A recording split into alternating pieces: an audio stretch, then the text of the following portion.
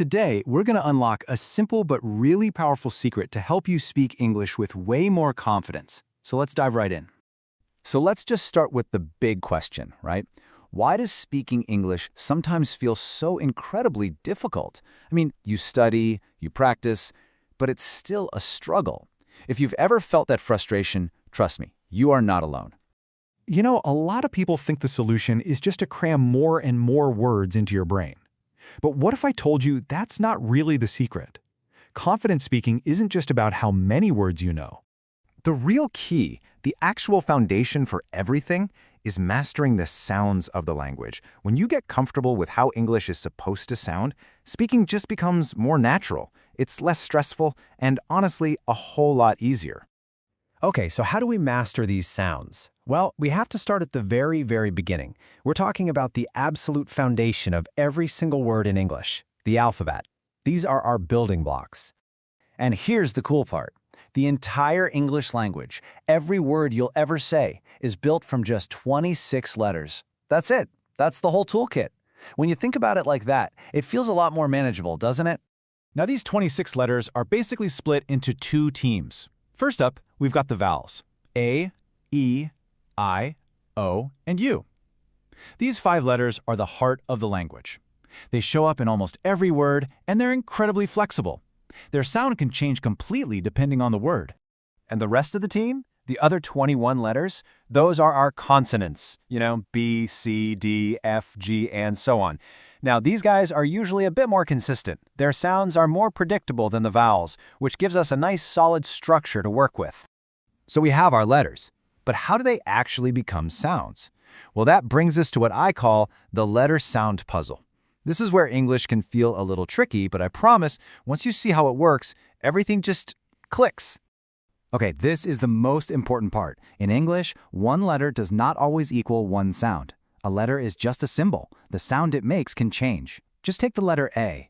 In apple, it makes that short A sound, but in name, it makes a long A sound. See? Same letter, two completely different sounds. And this isn't some weird exception. It's completely normal in English. The key is just practice, practice, practice. Over time, your ear will literally get trained to hear these differences without you even having to think about it. All right, so we understand the puzzle. Now, how do we get better at solving it? Let's get practical and talk about tuning up your pronunciation with some simple physical techniques to make those sounds crystal clear. Let's tackle a classic challenge, B versus V. It's all about what your mouth is doing. For the B sound, like in best, your lips press together and then release. Ba, best. But for V, like in vest, your top teeth have to touch your bottom lip. Va, vest. Try it. You can feel that physical difference, right? That's the whole secret. Here's another common one, the English R sound. The trick here is all in your tongue. You want to curl it back just a little bit, but, and this is really important, it should not touch the roof of your mouth. Let's try a few together. Red, right, room. So what's the best way to practice? Just use the listen and repeat method. It's a simple but super powerful cycle. First, you hear the sound. Then you pause and actually think about the shape your mouth needs to make. Then you repeat it, slowly. And finally, you repeat it again at a natural speed. This is how you build that crucial muscle memory in your mouth. Okay, we've been deep in the details here, with letters and sounds, but let's zoom back out for a second. Why does any of this really matter? Well, let's connect it all back to our main goal, feeling confident. When you get comfortable with these sounds, you get 3 huge advantages. First, it helps you spell words correctly because you get the logic behind them. Second, you can recognize and sound out new words when you're reading. And most importantly, it directly builds your confidence every time you speak. I mean, think about a simple, everyday situation. You have to spell your name for someone.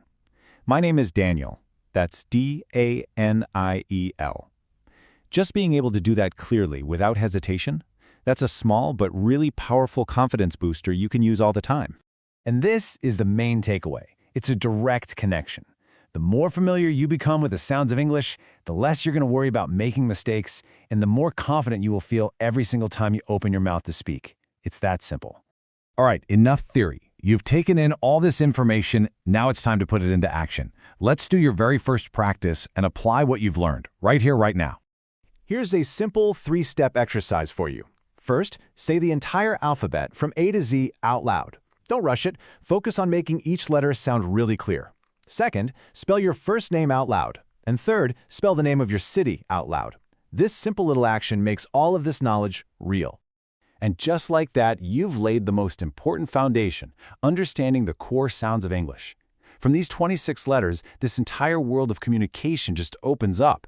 You now have the fundamental tool. The only question left is, what will you build with it?